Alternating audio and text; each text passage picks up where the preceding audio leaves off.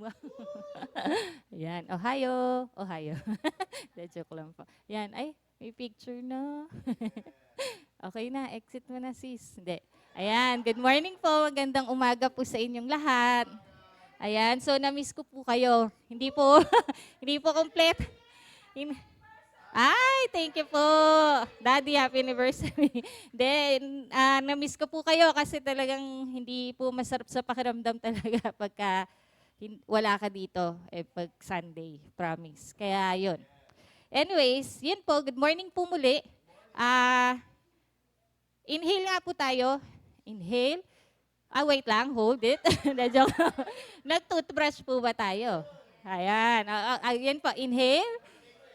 Ay, exhale. Yan. So, isa po itong magandang umaga para po i-welcome natin ang ating mga sarili sa bagong topic na mapag-aaralan po natin for today. So, ready na po ba kayo? Ayan. So, thank you po, Lord. So, yun, before we start, mag-pray lang po tayo. Hallelujah, Lord.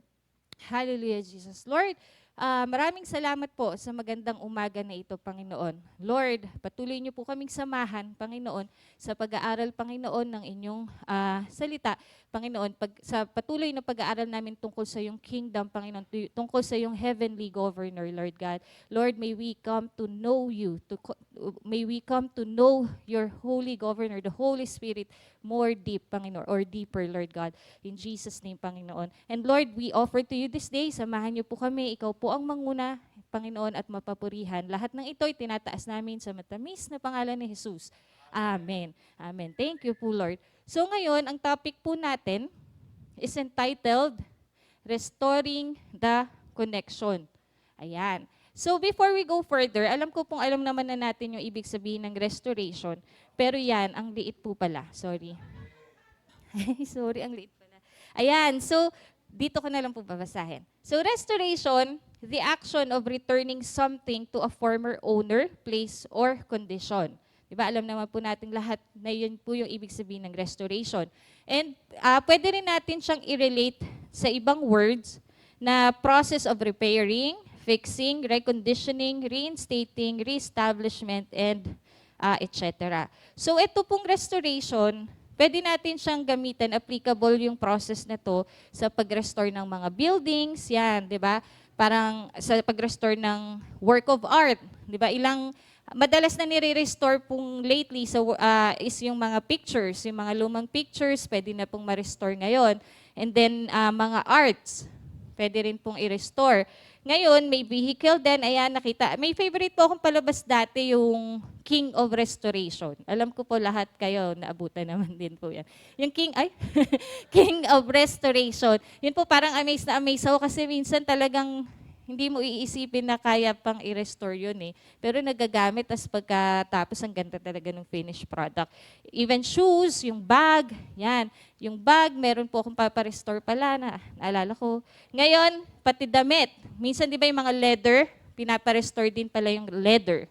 So pwede rin siyang i-apply sa mga practices, sa custom, sa rights and situations. Pwede rin siya sa ecological, katulad po niyan, di ba pag ano ba yung bansa recently na nagkaroon ng fire, parang yung sa forest, di ba parang nire-restore nila, yan. So, pwede rin sa physical, di ba po? Yung katulad yan, yung posture mo, di ba may therapy pwedeng kang pagdaanan para ma-restore yung proper posture mo. And in a relationship, di ba po? May mga relationship na nasisira, pero nare-restore din naman po. So ano, di ba ito po yung mga kadalasan nating pinapa-restore. Ano pa po ba? Relos, di ba? Meron po akong nakita, pupost ko sana yung picture, ipin. Kaya lang medyo nakakadiri po. Yung ipin, nire-restore din pala siya. Kasi po, recently, di ba pagka nagpapa-dentist, ayaw na ng dentist ngayon na bubunutin.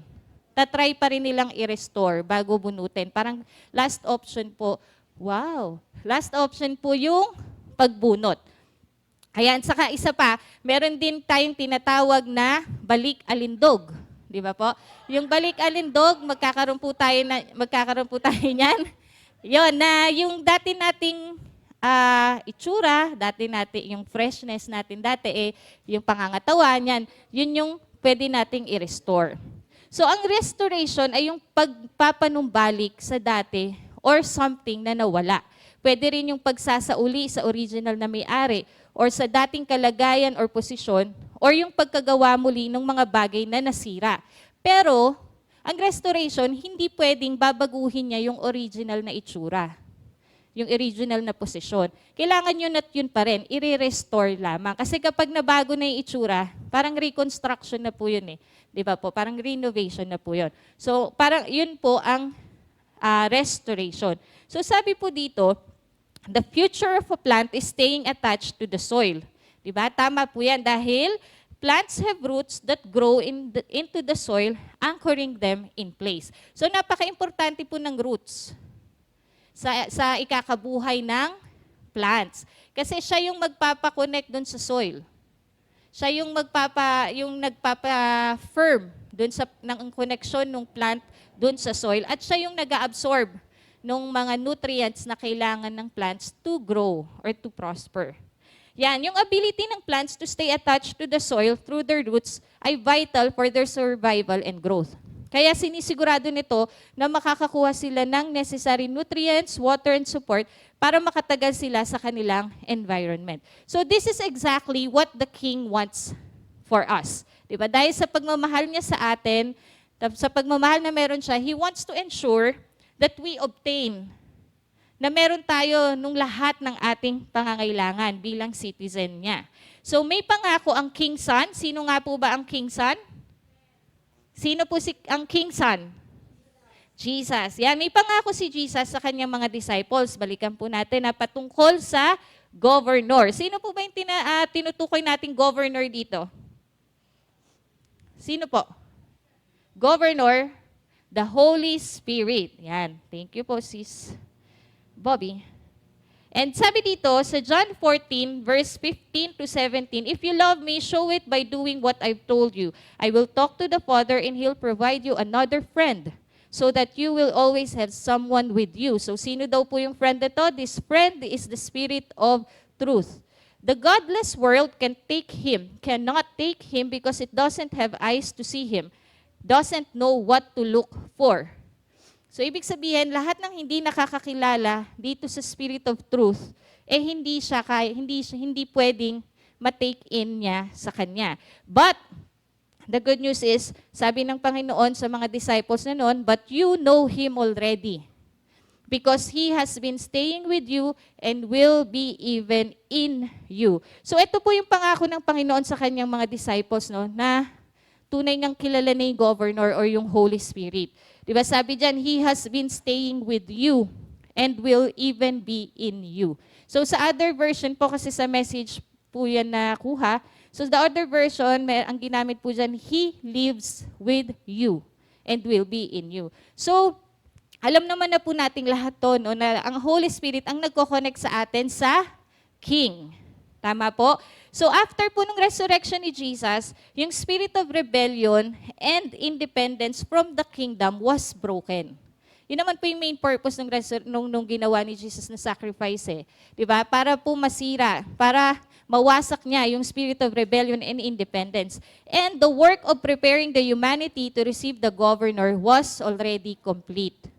Ayan. Kaya ang good news po sa atin, after the resurrection of our Lord Jesus Christ ay any human being who personally received the sacrifice of Jesus and applying it to his own life is cleansed and qualified to be a residence for the governor.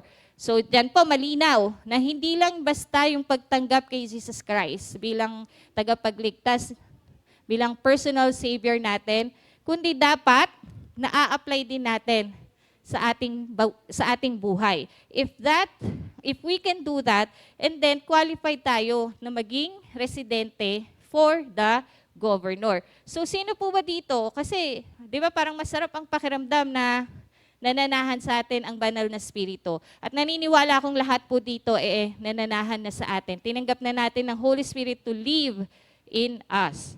Ayan. So grabe po ang pagmamahal ng Panginoon, no? Talagang hinayaan niya na pumayag siya na pagdaanan niya lahat ng dinanas niya para lang malinis tayo. Di ba? Parang wala siyang makukuha doon sa ginawa niya. Talagang para sa atin. Pag i-imagine po ba natin sarili natin, kaya ba natin gawin yung ginawa niya? Di ba parang hirap po pag napapanood ko yung mga movies na tungkol doon sa crucifixion. Parang hirap gawin noon for other people na wala akong walang mangyayari or wala akong mapapala. Parang ganun. Pero si Jesus, He did that para lang ma-qualify tayo na pamahayan ng Holy Spirit. Dahil once na nag-reside sa atin ang governor, lagi nating itong pinag-aaralan, dapat kabisado na natin na ang lahat ng benefits and privileges na meron sa kingdom of God ay abot kamay na natin. But ang kailangan lang talaga natin gawin, maniwala, tanggapin, at isabuhay. Yan ang pinaka-importante, yung sacrifice na ginawa ni Jesus Christ sa cross para sa atin. So the breath of Jesus, maliit. So Jesus' ministry, life, ministry, death, and resurrection therefore led up to His most important act on earth, which is the giving of the governor. So shortly after His resurrection, Jesus came to the room where His disciples had gathered and said, "As the Father has sent me, I am sending you." And with that, He breathed on them and said, "Receive the Holy Spirit." Inhale nga po tayo. Ayan. So, yung pag-inhale natin, isipin natin na yung, alam niyo po, yun yung yung breath ng, sorry. Ayan, di ba? So, yung nire-receive natin, yung Spirit. So, makikita po natin yung line na yan dito sa John 20, verse 21 to 22. So, ito pong John 20 ay isa sa mga post-resurrection appearances ni Jesus sa kanyang mga disciples. Dito, pinapakita that Jesus was sending His disciples out on a mission and He was providing them the power na kakailanganin nila. So tayo din, like His disciples, we are called out on a mission. Tama po? What is our mission? To go and make disciples, di ba? Ito rin po yung tinuro ni Pastor Elias last Sunday. Nag-live po ako. Ayan, di ba? Katulad po similar din to sa story ng Great Commission na matatagpuan natin dyan sa Matthew 28 verse 19 to 20. Sabi dyan, "Therefore go and make disciples of all nations, baptizing them in the name of the Father and of the Son and of the Holy Spirit, and teaching them to obey everything I have commanded you. And surely I am with you always to the very end of age." Diba katulad ng tinuro ni Pastor Elias, hindi natatapos na napagtanggap natin ng isang tao.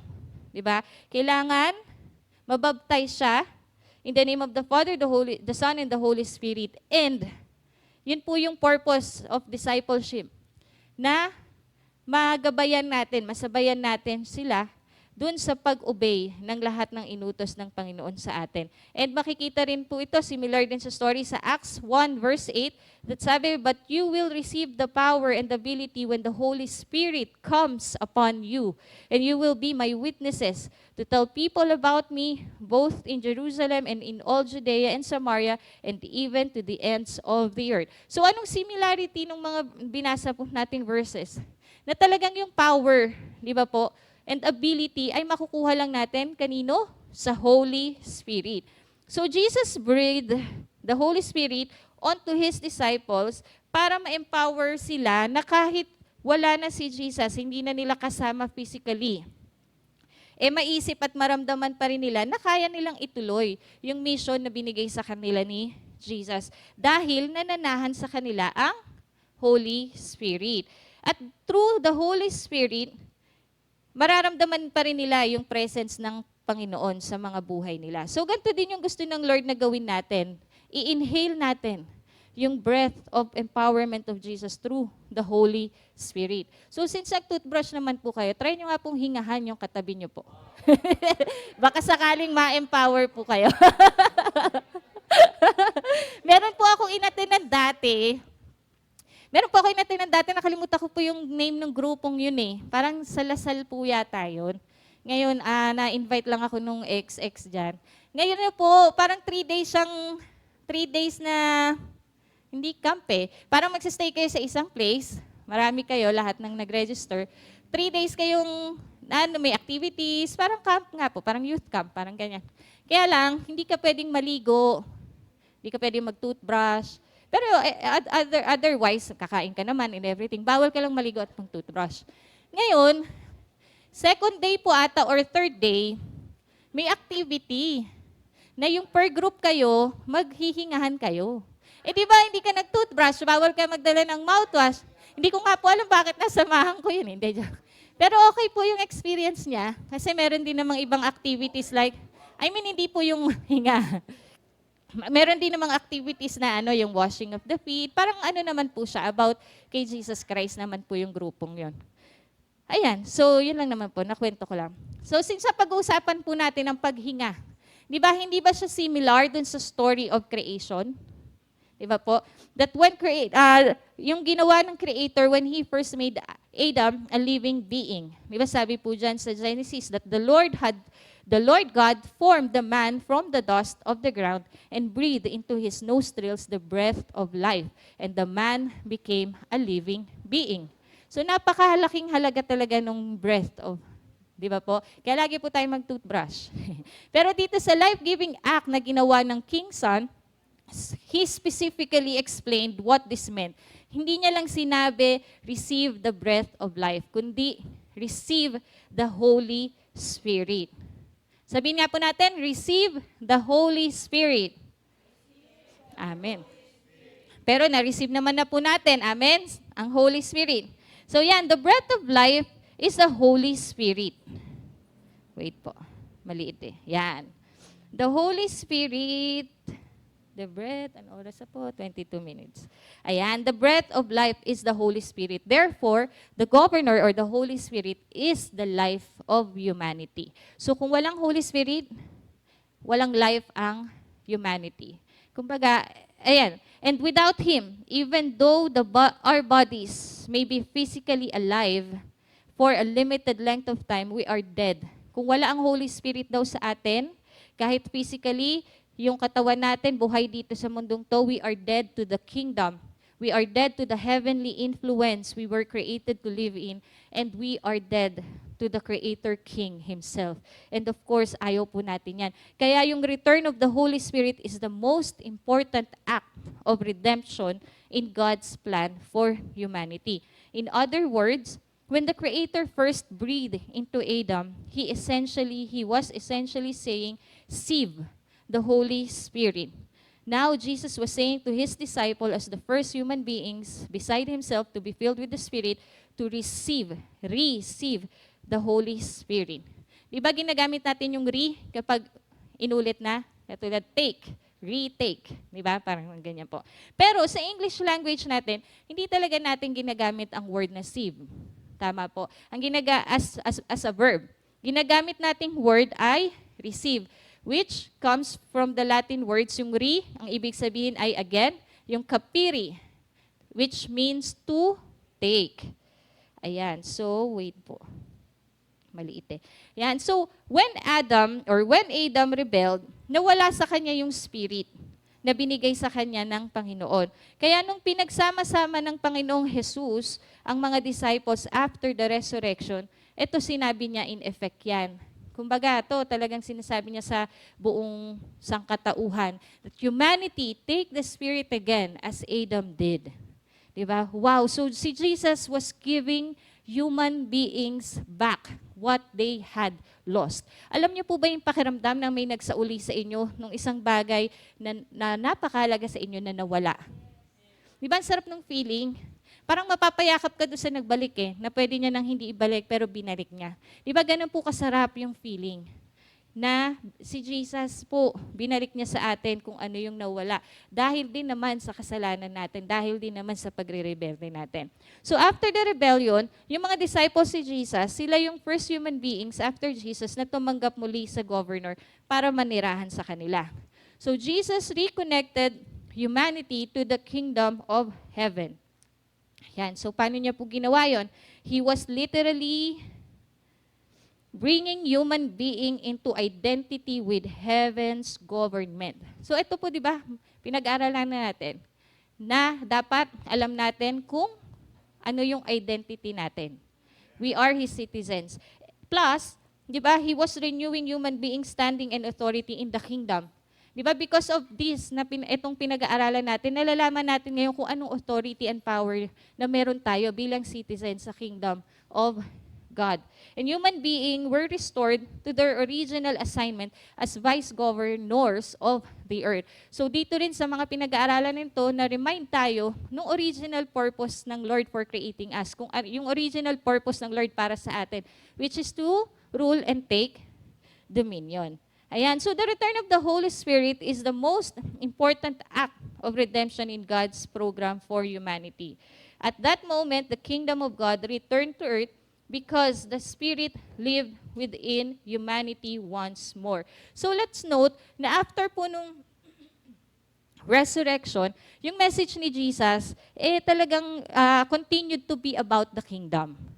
Yun lang naman po talaga yung message ni Jesus. So, yung iba po nagtatanong, yung kingdom, kasi naging tanong ko rin po nung before pa po, yung parang nagsisimula pa lang pong pag-aralan to sa FGST pa, na yung kingdom po ba of heaven nandito po ba sa earth, sa mundo natin? So, yun nga po, the answer is yes. Kasi for us to understand why, kailangan alalahanin natin, balikan natin yung nature of kingdoms. Sino po nakakatanda ng nature of kingdoms? Ayun nga, sabi ko nga, wag na tayo magtanong. Nasa slides naman po eh. Ayan. So yan. Di ba sinasabi dito that wherever the governor is, the kingdom is present. So wherever the spirit of the king is, the kingdom is. And the governor is the presence of the absent kings. Natatandaan nyo na po yan. Yan. Di ba? Ilang beses po natin yan napagdaanan. So totoo po di ba? Kung present yung governor, kung nasan yung governor, present din doon yung kingdom and yung absent king. Tama po? So kung nasa atin yung governor, dapat present din sa atin yung kingdom. Yan, amen. So may time na tinanong ng mga Pharisees si Jesus kung kailan ba darating yung kingdom of God. At ito po ang sagot ni Jesus. The kingdom of God does not come with your careful observation, nor will people say, here it is or there it is, because the kingdom of God is within you. Matatagpuan po yan sa Luke 17 verse 20 to 21. So sabi dyan, the kingdom of God is within you when the governor is resident within you. So if the governor is resident within you, then the kingdom of heaven is present on earth. So nasagot po ba yung tanong, di ba? So this answers the question if the kingdom of heaven is here on earth right now. So may questions po ba? Wala po, kasi wala na tayong time. Bawal po muna magtanong. Ayan. Ipunin niyo lang po muna. Yan. So let's move on. Waiting for the fire. So Jesus' purpose was to reintroduce the government that had been recalled from earth by humanity's rebellion. Yung ascension of Jesus was the evidence of His finished work on earth, indicating that all was in readiness for the governor's full return.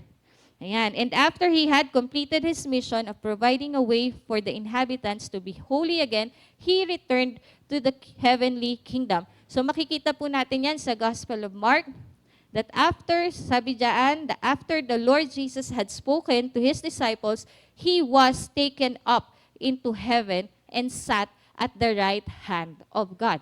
And for sure, pag akyat ni Jesus, pagbalik ni Jesus sa kingdom of heaven, at pag-upo niya dun sa right hand ni God, for sure, nag-report si Jesus, di ba? So parang confirmation, yung pagbabalik ni Jesus sa Kingdom of Heaven is a confirmation na ready na ang lahat, na i-ready na lahat ni Jesus at in place na for the governor to be poured out on the inhabitants of the earth. So tinuro ni Jesus sa kanyang mga disciples kung paano nila marireceive yung power na nanggagaling sa Holy Spirit. Ayan. So on various occasions, Jesus made these statements to His disciples. Ayan. Sabi diyan una, and I will ask the Father, and He will give you another counselor to be with you forever. Yung counselor na to is the Spirit of truth.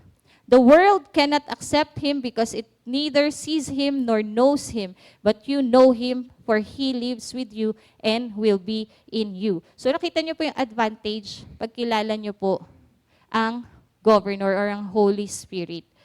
Next, the counselor, the Holy Spirit, whom the Father will send in my name, will teach you all things and will remind you of everything I have said to you. So kahit wala na si Jesus physically with the disciples after the resurrection, after the ascension, pinadala talaga ni Jesus yung Holy Spirit to remind them of everything na naituro ni Jesus. And next, I am going to send you what my Father has promised. But stay in the city until you have been clothed with power from on high. So di ba sa John 20 na binasa natin kanina, Jesus had already breathed the Spirit on His disciples. So tinanggap na nila yung governor into their lives, tama? Nung hinangahan sila ni Jesus Christ. And dun sila muling nag-connect. So yun yung nangyari. Nung nangyari yun, na-connect sila ulit dun sa kingdom. But they still needed to be connected to the kingdom's power.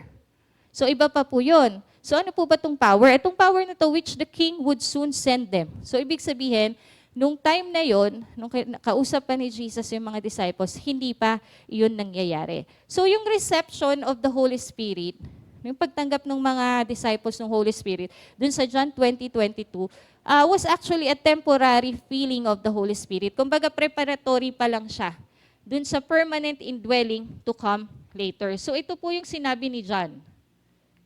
Yan. Jesus would baptize them with the Holy Spirit and with fire.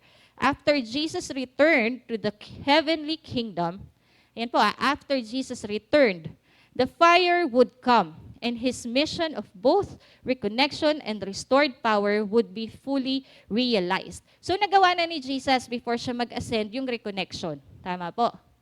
Diba, nung tinanggap ng mga disciples yung Holy Spirit to live in them, yun po doon na-reconnect sila sa kingdom of God. And then, after the ascension of God, doon bababa yung power na sinasabi, yung restored power, doon po fully ma-realize. So the disciples were connected to the kingdom, but they needed to connect to the kingdom's power. So again, ano po ba tong kingdom's power na sinasabi? Yan. In other words, Jesus was saying, for the last 3.5 years, I have been telling you that the influence of the heavenly government is coming. So every time I talked about the kingdom, I was referring to the governor's influence in your lives and on the world. Yan. So tuloy ko lang po. Yan. So next, now stay here in Jerusalem because you're about to receive the fullness of the promise my Father made you. Jesus told them they would be clothed with power from on high. And this point is vital. We are to receive our power from the heavenly country, from a place outside this world, because this world is controlled by the kingdom of darkness. So bakit po ba pinadala ng king ang heavenly governor dito sa earth? Ito parang recall na lang din po ito, no? The king's son sent the governor to earth from the throne of the Father, just as a royal governor was sent to a colony from the throne of the king to carry on the work of the sovereign there. Yan, naalala nyo na po? Yan. So now, ayan, move on po tayo sa the Holy Spirit poured out at Pentecost. So by the way, dun po pala sa book of, sa Luke's account, sa second book niya po, which is the book of Acts, meron daw about 120 disciples na present when the governor was poured out and fully reinstated. Ayan, so 120. On top po to nung 12 disciples. So after Jesus ascended to heaven, His disciples, along with over 100 other followers, met together and awaited the coming of the governor. His arrival occurred on the day of Pentecost, which means 50th in Greek. So ang Pentecost po in Greek ay ang ibig sabihin ay 50th.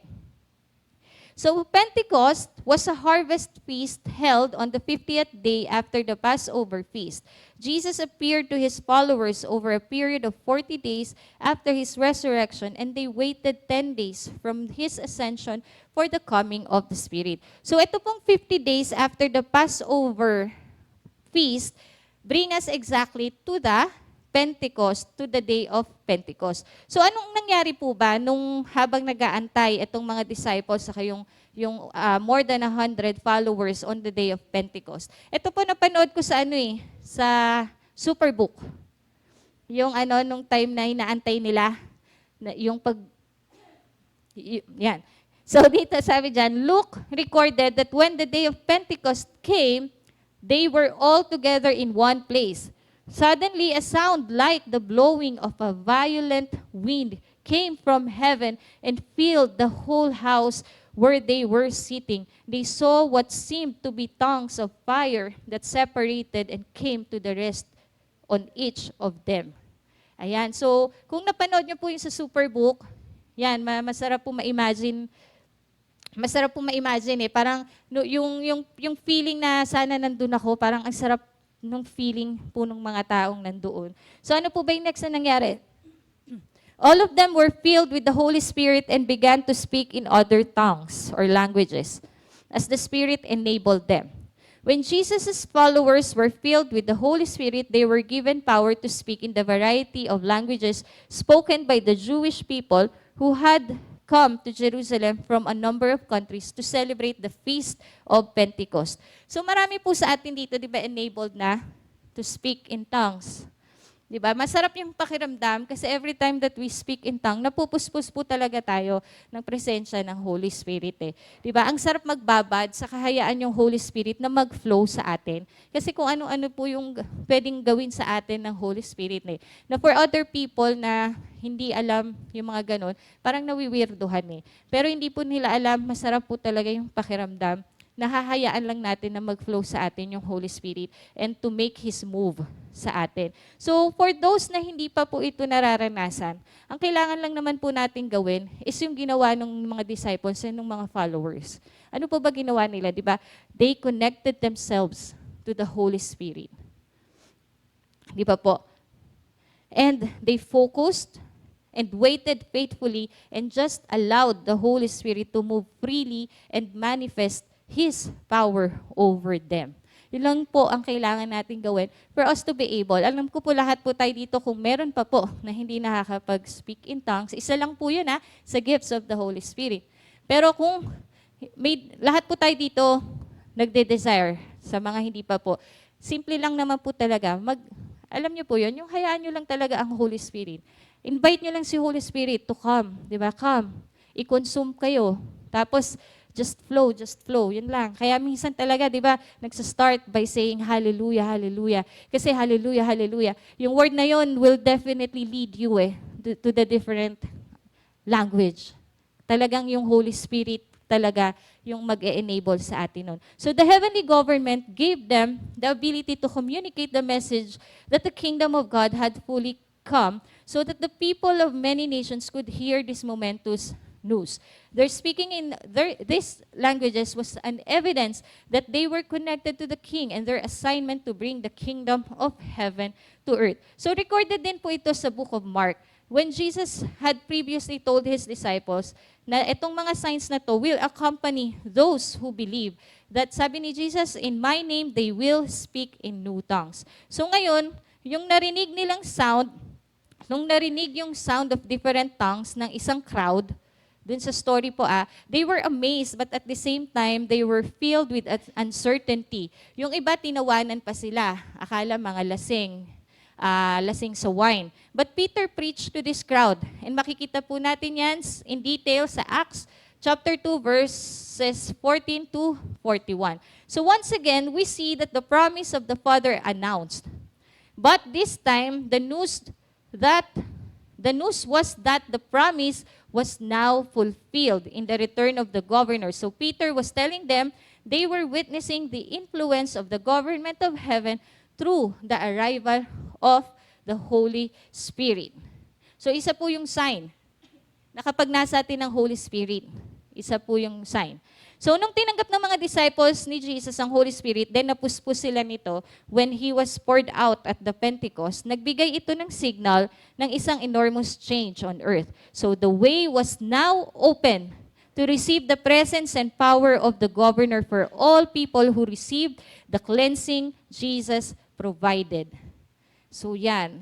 And now, what separates the kingdom of heaven from all the other philosophies, belief system, and religions is that its citizens have within them the Holy Spirit. Ayan. So religions have doctrines, tenets, and list of do's and don'ts, but they don't have the indwelling spirit. Kaya nga 'di ba si Jesus talaga, He never shared about religion. Religion really doesn't matter. But for some, they do. Yun, kaya let's pray for those some people na ma-open sila, ma-open yung eyes nila dun sa katotohanan. Dun sa katotohanan about the kingdom of God. So next, the power of absence. Sa mga previous chapters, nakita natin na yung Holy Spirit, once na nagdwell kay Jesus lang, nung nabaptize siya ni John the Baptist, ngayon, able na to dwell in millions of people throughout the world. Paano po nangyari yun? The royal governor, the Holy Spirit, is back home in the colony so that the whole planet can be filled with the glory of the King. Now that the Holy Spirit has been poured out, He can be all over the world at the same time. He lives in people of all races and skin colors. He lives in both men and women. So yung physical Jesus natin, meron lang siyang dalawang kamay noon, di ba po? Just like us. Nung nagkatawang tao siya, na ginamit niya to bless the children, na magpakain ng mga tao, at gumamot ng mga may sakit. Now, through the Spirit, dwelling in the lives of His followers, there are millions of hands doing the work of the kingdom. At kasama dyan yung mga kamay natin. Amen? Yan. Kailangan kasama yung mga kamay natin. Ayan. So His purpose is to spread the kingdom of God on earth through a multitude of people in a multitude of ways in all spheres of life. For example, if we have the Holy Spirit in us, then kung nasan man tayo, alam ko naturo ko na po ito, pero sa WOW po ata, ay napag-aralan na po. Then, kung nasaan man tayo, dapat nandun din yung holy government. Dapat present din yung heavenly government rather. Kung nasan tayo, sa workplace, sa school, even sa mall, even kapag nagda-drive tayo, di ba? Even lalo na sa ating mga tahanan. Dapat nakikita sa atin yung influence ng Holy Spirit sa ating buhay through the kingdom system, value system, through our attitude, through forgiveness, love, and patience. So meron na po ba kayong naranasan na sa workplace or sa school na parang merong isang bagay na hindi naman dapat siya ginagawa, pero majority ay ginagawa? Na to the point na parang nagiging normal na parang nagiging acceptable na siya kasi halos lahat ginagawa. Pero ikaw, naninindigan ka pa rin na huwag gawin yon. Naranasan niyo na po ba yon? Kahit sa mga simpleng bagay na sa traffic rules. Di ba? Yan po. So, importante po yun na maging iba tayo from all the rest. So, may magandang suggestion po si Dr. Myles Munroe na pwede natin gamitin if ever na may magtanong sa atin, why are you so different? Diba? Bakit parang kakaiba ka sa lahat? So, ang sagot, gayahin daw natin, pwede natin gayahin yung sagot ni Jesus noon, na my kingdom is not of this world. So, pag sinagot natin ito, syempre, my kingdom is not of this world. Baka lalong mawirdohan sa atin, syempre, yung mga tao na hindi pa nakakaalam, di ba? About the kingdom of God. Kaya importante na yung actions natin will explain itself as to why we say that our kingdom is not of this world. And for sure, that will get them interested to know the kingdom that we are talking about. Ayan. And then, kapag naging interesado sila, that's the time that we can share. Diba po? So yan, malapit na po ako matapos. The King wants us to represent His kingdom in the midst of the kingdom of darkness. So others can be reconciled to the heavenly government as well. Yan, so greater works on earth. The word greater here has to do with multitude. Diba po? Great, parang hindi siya as quality, but as magnitude, rather. So God recorded this statement by Jesus, which He made shortly before His death and resurrection. I tell you the truth, anyone who has faith in me will do what I have been doing. He will do even greater things than this because I am going to the Father. So paano kaya natin mahihigitan yung ginawa ni Jesus dito sa earth? Di ba parang ang hirap? Ang hirap po nun eh. Pero sabi dito, we could never improve on the quality of the works of Jesus. Totoo naman po yun. But when we are aligned with the mind and the will of the Father and His purpose are foremost in our lives, Jesus promised that He will do whatever we ask in His name so that we can give glory to the Father. Ayan. So, if the Spirit lives within you, then wherever you are, the heavenly government is present. So if we only allow the power of the Holy Spirit to live within us and consume us, we will be enabled to do greater things. And thank you po, Lord. And then the nature of the heavenly government will be spread throughout the colony, and this will bring due honor to the King of both heaven and earth. All who have received the Spirit will collectively multiply His works in the world, and the power of the governor is that He makes the reality of heaven on earth possible. Kaya kailangan po talaga nating lahat ang Holy Spirit. Amen? Kasi siya lang po talaga yung bukod tanging makakapag-connect sa atin sa Father and the Son. And the Holy Spirit through us, di ba, can make the kingdom of darkness disappear sa pamamagitan ng kanyang kingdom of light. Kaya tunay ngang the Holy Spirit is the most important person on earth. Di ba tayo po gusto natin close tayo sa mga may posisyon, sa work natin, gusto natin close tayo sa boss, sa school, mga teachers, advisors, or principal, di ba? Sa government, mga officials, minsan sa police pa. Kasi nga, di ba iba yung confidence na pag may mga times na kakailanganin natin tulong, kumbaga marami tayong koneksyon. Pero bakit pa tayo lalayo? Di ba? Let's get connected with the most legit, important person on earth, which is, who is? The Holy Spirit. So meron po talaga tayo minsan situation na kailangan nating, na hindi natin namamalayan na di-disconnect na tayo sa Holy Spirit eh. Diba? Parang, it is when we make mistake. It is when we usually make mistake. But we always have the chance to come back to Him. Siyempre, wag lang natin patatagalin. Kasi pag pinatagal natin, dun na pwedeng pasukan ng mas malaking problema, dun na pwedeng pasukan ng kaaway, na mahihirapan na tayong makabalik. Diba po? Kaya it is very important that we are sensitive enough to feel if we are already getting detached from the Holy Spirit. Lagi nating tatandaan that abundant life does not exist outside of the Spirit. Okay? Kaya talagang sisiguraduhin natin na nandun lang tayo sa radar ng Spirit para ma-experience natin yung abundant life. So let us seal ourselves with the Holy Spirit. Diba? This speaks about relationship. Yung intimacy, it flows from a relationship. And our salvation, yun yung nakakapag-create ng relationship. Tama?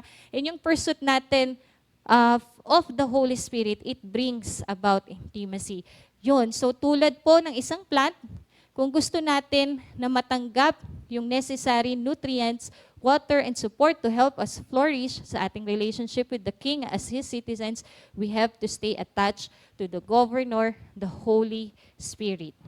Amen. So yun po, talagang maniwala tayo na walang temptation na hindi natin kayang labanan kasi we have the Holy Spirit. Diba? Wala tayong hindi kayang gawin at harapin kasi we have the Holy Spirit. The Holy Spirit lives in us and is within us. Is in us. Yan. Thank you po, Lord. Hallelujah. Thank you po.